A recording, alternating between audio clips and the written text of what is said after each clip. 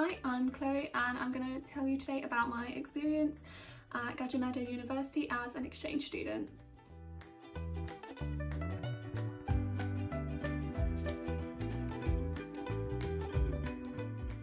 I have a friend here today who's going to help me. He looks very impressed.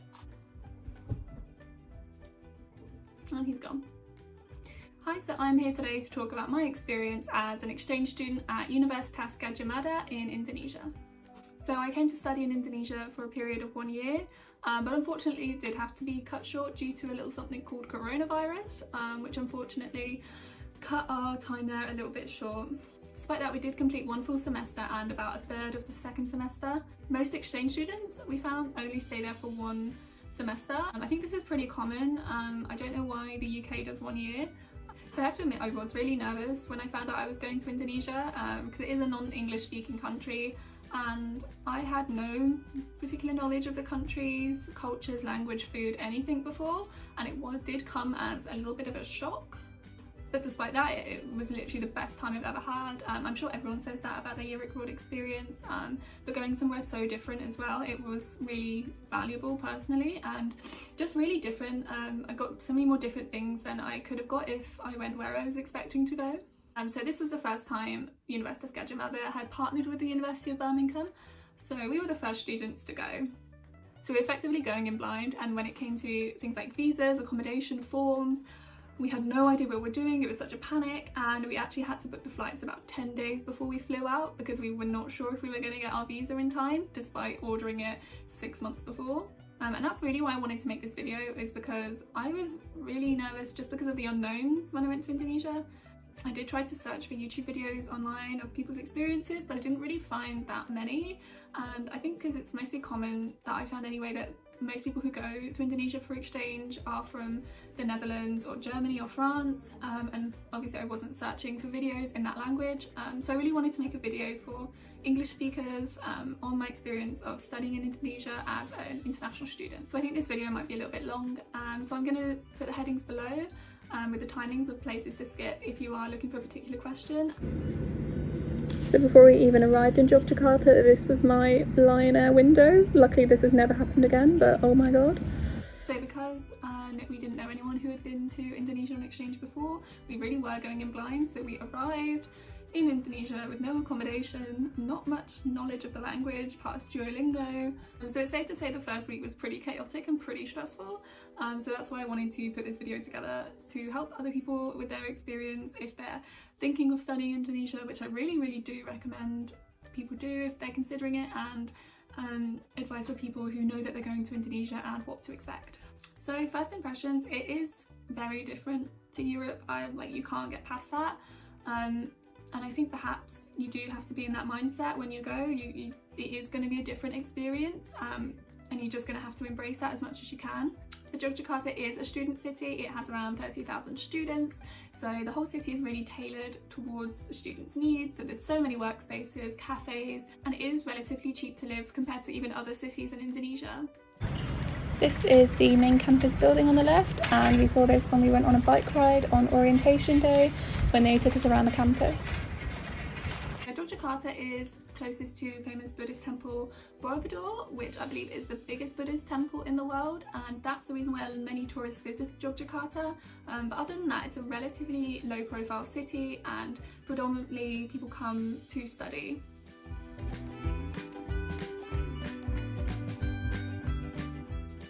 But it does mean that you might get a little bit more attention, particularly if you're very obviously an international student. People are so interested in where you're from, if you're studying there, what you study, and this is where practicing your Indonesian can really help out.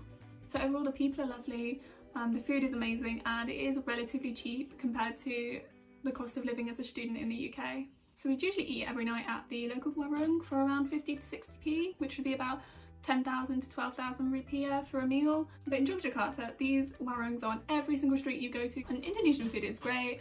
It's probably not the healthiest food. There is a lot of oil and rice-based and noodle-based dishes, so it can be really quite difficult to be healthy, and I think that was one of the struggles we found there. Obviously you can find healthy food, but it is going to be a little bit dearer. A lot of my Indonesian friends said that because it is a student city, the price of food is even cheaper than it would be in other Indonesian cities. So perhaps somewhere else it might be between 15 and 20,000, where in Jogja is always below 12,000. We were assigned a buddy from the OIA office, but we arrived a little bit early and before the Indonesian students arrived, so there was a little bit of a gap between when we were like panicking, like I don't know where we are, I don't know what we're doing, until our buddy came in a few days later and saved us. And there was an orientation day and we got to cycle around campus, and the campus is beautiful. Dare I say, it really does rival University of Birmingham campus, which is saying something for me.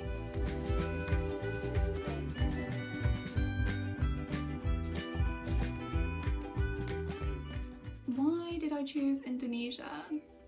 So my home university offers hundreds of places you can go on your year abroad. I have to be completely honest, Indonesia was not one of my choices, which made me a little bit more apprehensive of going, but I was like, what's the worst that can happen? I can go home, I can either graduate next year, which I really don't want to do, or I can just see how it goes. If I hate it, I can come home, I'm not going to lose anything. So I didn't get any of my first choices, which were obviously the most popular choices of English-speaking countries in sunny places. And I was open the email to say, you have been offered a place at Universitas Gajah Madah, and my first thought was, I can't speak Spanish. But turns out Universitas is not necessarily a Spanish word. And then I found out I have to learn something a little bit different to Spanish instead, and that is Bahasa Indonesian. And yeah, it eventually turned out so much better than I would have thought. And I don't know if I really believe things happen for a reason, but I wouldn't have met the most amazing people there, and I wouldn't have had all of those amazing experiences if I hadn't have gone. What are the classes like? So it's safe to say the classes are very different to how we study at home, and not only is there a heightened level of respect for the lecturer, but the classes are also a lot smaller than they would be in the UK. What would be a 300-seat lecture in the UK would be a 30-person class in Indonesia. And I think this made the classes a lot more engaging. Even though there was a little heightened level of respect for the lecturer, they seemed a lot more personable. It is kind of difficult to describe accurately the differences between teaching in the UK and in Indonesia, but there are really some distinct differences. And I think most of that is the style of learning. So in the UK, the emphasis in uni is really critical thinking and applying theories to knowledge yourself. While there is still that element in Indonesia, the learning really is a lot more applied. Mostly it is a lot of case studies where you learn about a case study in group work or in a class and apply the theory to the case study. And I really like this way of learning. I think I found it a lot more interesting after 2 years of learning theories predominantly in uni. I think I was at a stage where I was falling a little bit out of love with my subject. And I think if there's one thing I can really take away from Indonesia, like studying there, it really has like invigorated back why I chose to study this at university, and made me think a little bit more about what I want to do with it afterwards.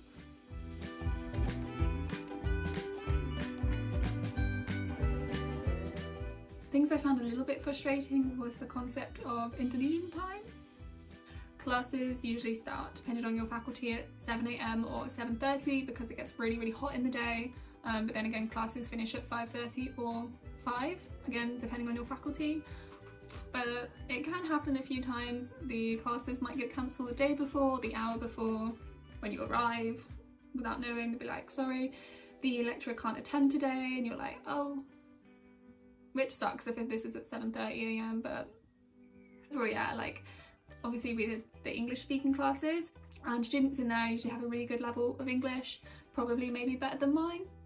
And everyone was really nice and really, really smart. So what is the campus like? The campus facilities are amazing, and so much investment you can see has been put into them. And the campus is huge and it has a massive park in the middle. I'd actually planned to make this video whilst I was still in Indonesia, but obviously quite unexpectedly we had to leave quite quickly, so I wasn't able to take the videos I really wanted to, so I have to make do with these photos.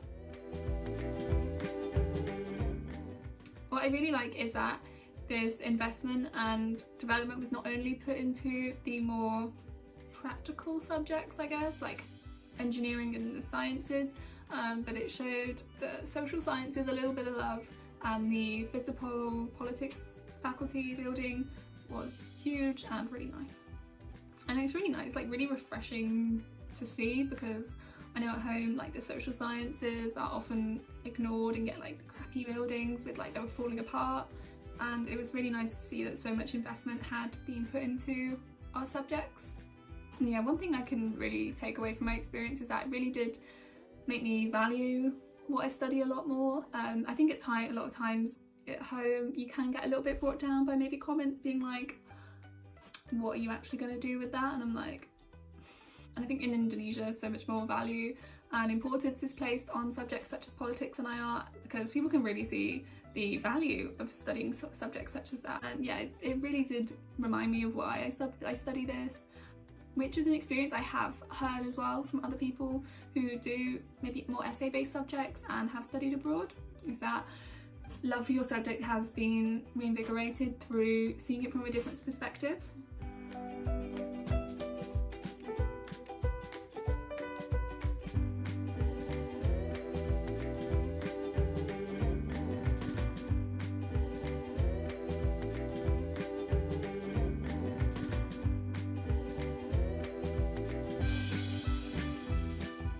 So free time and travel. I was probably usually in uni about 3 days a week, which meant obviously we had 4 days to explore the city or travel or just do whatever. And there are so many things in Yogyakarta that you can do, and a lot of that does revolve around eating.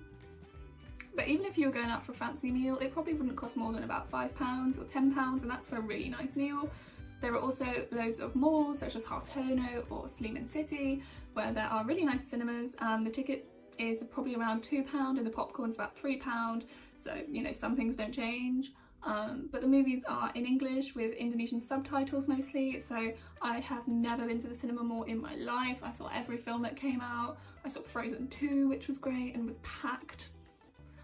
The Joker, It 2, like literally any film that came out, I'd be like, oh, let's go to the cinema for £2 and it's nicer than like Cineworld. Yeah.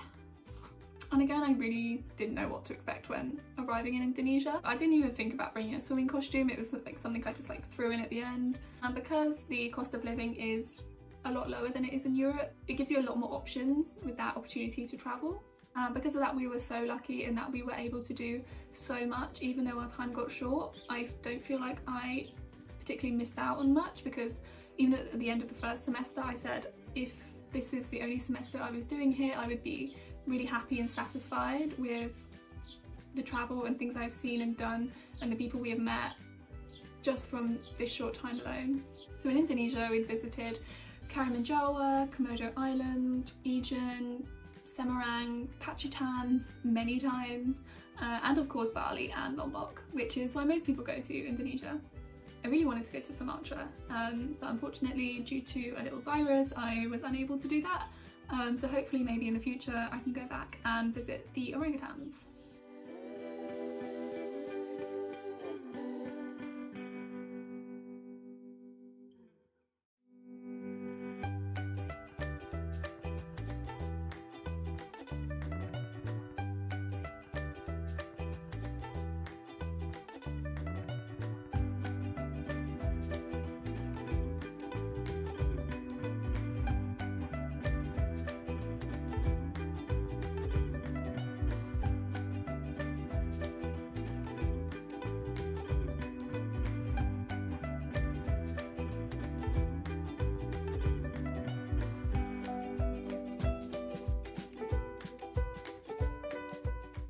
And yeah, especially in Java, like the value for money is really good.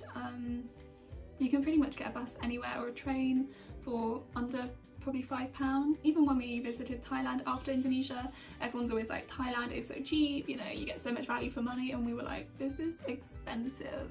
Like, I am not used to paying more than £1 for my dinner. Like, in terms of housing, most international students lived in private accommodation. There was an opportunity to live in a KOS, but the rules there were quite strict. This is my house right now in the second semester, and just here is my friend's house, which was much nicer. So as you can see, the international houses are really, really nice, and most of them have pools, and unlike the KOSs, they don't have any rules of when you have to be back or not, and they can be mixed gendered. So they are really, really fun and such amazing houses. And what's great is that per month they cost probably about a third of what I was paying in Birmingham for a whole house with a pool and hot water and everything. So you can live in a cost, which is like a boarding house if you choose to, but we chose to live in the private housing because I don't know when in my life I'm going to be able to live with a pool again, and I wasn't too sure how I would particularly like the rules that were associated with the courses, and having like our accommodation as it was just that little bit of home comfort.